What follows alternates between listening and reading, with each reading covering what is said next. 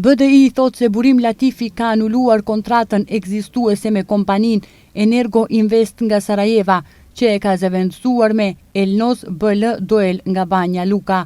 Kompani e lidhur ngushtë me rrjetin e interesave të Milorad Dodikut.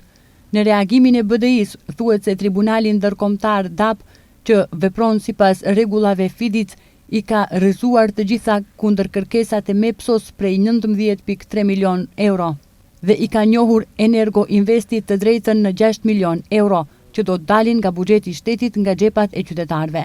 BDI konstaton se Burim Latifi ka marrë vendime që kanë dëmtuar drejt për drejt interesin publik dhe kanë futur një kompani të lidhur me Dodikun në infrastrukturën kritike energjetike të një shteti antar të NATO-s.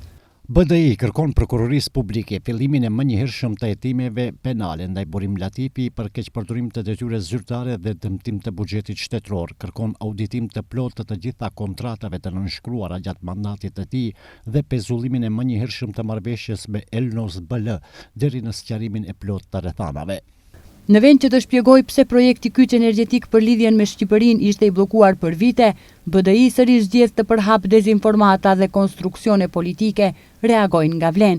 Sipas tyre, projekti që sot e sulmojnë ishte në një gjendje pothuajse të rësisht të bllokuar, me realizim prej vetëm 4% në një periudhë 4 vjeçare.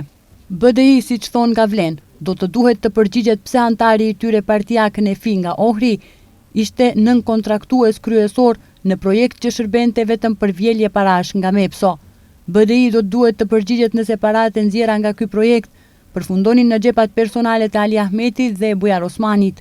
Nëse BDI nuk përgjigjet, ka kush përgjigjet. Prokuroria Publike, thuhet në reagimin e Vlen. Përpjekjet e BDI-së për të paraqitur procedurën para DAB si vendim ekzekutiv janë manipulim i qëllimshëm. Bëhet fjalë për një mekanizëm para arbitrazhi i cili nuk përbën vendim përfundimtar dhe në të cilin shteti ka të drejtë të plotë të përdorë të gjitha mjetet juridike për mbrojtjen e interesave të veta. Ta paraqesësh këtë si dëm përfundimtar është krijim i qëllimshëm i panikut dhe shmangje nga thelbi. Ta theksojmë, arbitrazhi është instanca ku zgjidhen këto mosmarrëveshje dhe aty çështja do zgjidhet në favor të shtetit dhe buxhetit të qytetarëve. Sa i përket përzgjedhjes së kontraktorit të ri, Vlen thot se bëhet fjalë për një kompani si Delekovod DD, një subjekt europian i dëshmuar me përvojë shumëvjeçare, e listuar në bursë dhe pjesë e grupit industrial Konçar Group.